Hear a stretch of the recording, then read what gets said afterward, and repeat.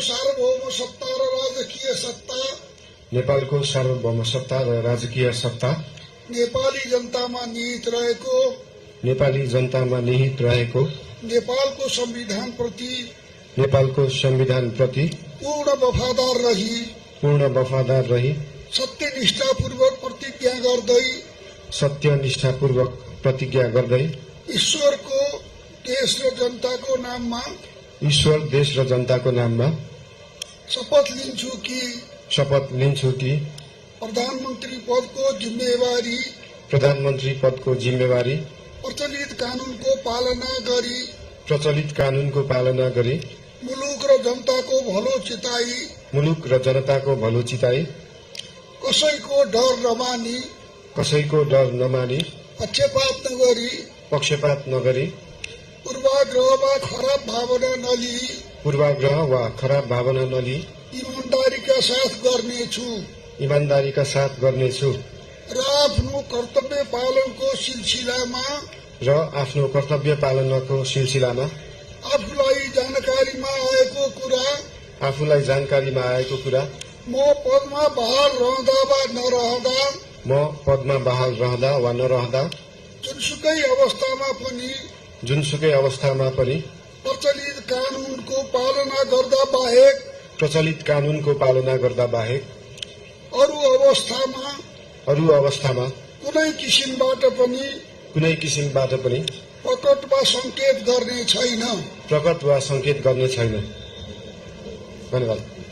यसपछि नवनियुक्त सम्माननीय प्रधानमन्त्रीज्यूलाई आफ्नो आसनमा रही शपथ पत्रमा हस्ताक्षर गरिदिनु हुन अनुरोध गर्दछु।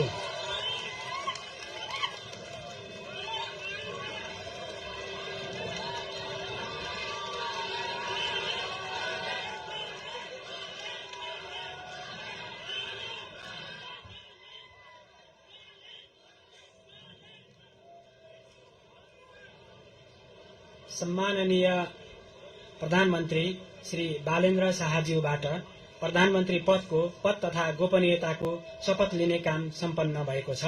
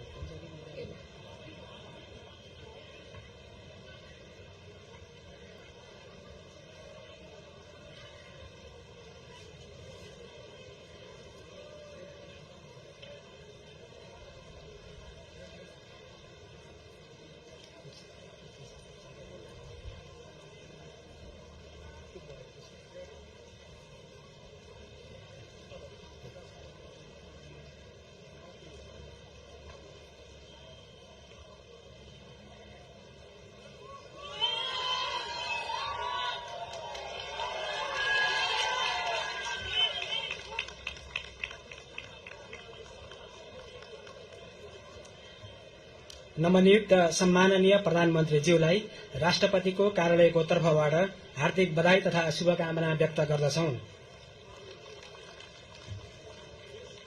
अब म नवनियुक्त सम्माननीय प्रधानमन्त्रीज्यूलाई सम्माननीय